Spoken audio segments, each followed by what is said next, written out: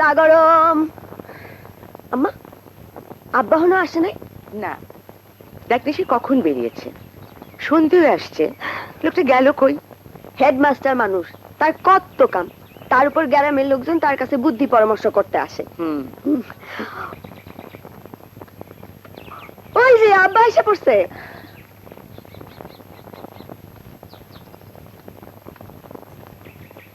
আব্বা, চা গরম।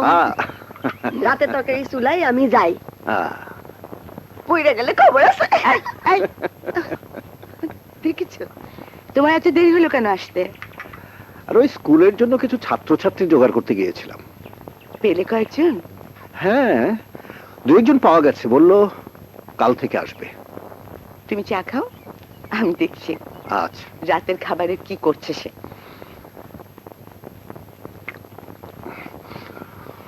বললে মা, আজ যে বই খাতাগুলো পেয়েছিস সেগুলো তো একটু চোখ বুলিয়ে নিস, কাল থেকে ক্লাস শুরু হবে। চোখ বলানো শেষ করে ফেলেছি। হ্যাঁ, সবার আগে আরেকবার দেখবো। আচ্ছা আচ্ছা, বেশ বেশ, খুব ভালো করেছিস মা।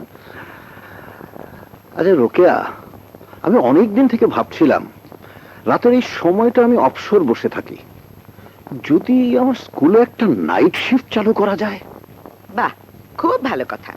এদিকে যে দিন দিন পরিশ্রম করে তোমার শরীরটা খারাপ হয়ে যাচ্ছে, সেদিকে খেয়াল আছে, আবার নাইট শিফটের কথা বলে।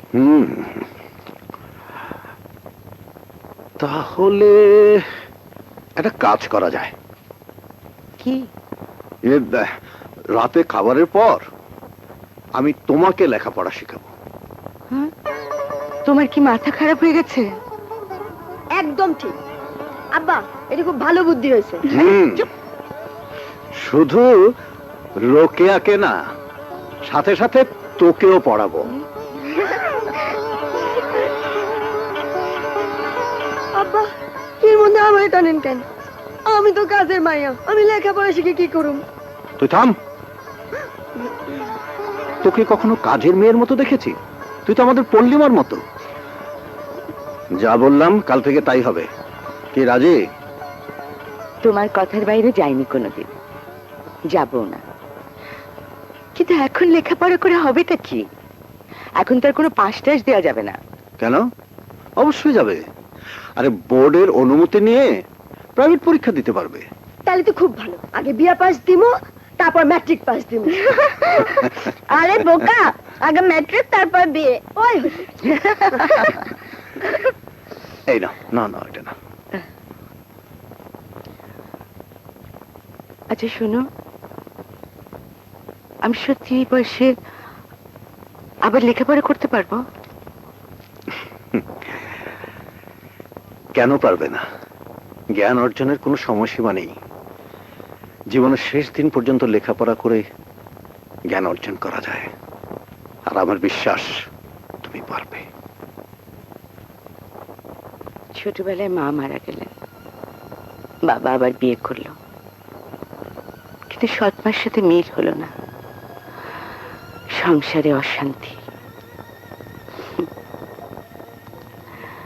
একসময় আমার স্কুলে যাওয়াটাও বন্ধ হয়ে গেল। অনেক চেষ্টা করেছিলাম লেখাপড়াটা চালিয়ে যেতে, পারলাম না। আর কোনো উপায় না দেখে বাবা আমাকে বিয়ে দিয়ে দিলেন তোমার সাথে। তোমার আদর ভালোবাসা ভুলিয়ে দিল আমার সমস্ত দুঃখ কষ্ট অশান্তি। হ্যাঁ, আর তোমার ভালোবাসায় আমাদের ঘরে এলো সুখ শান্তি, আর আমাদের ছোট্ট পল্লিমা। এসো, বসো।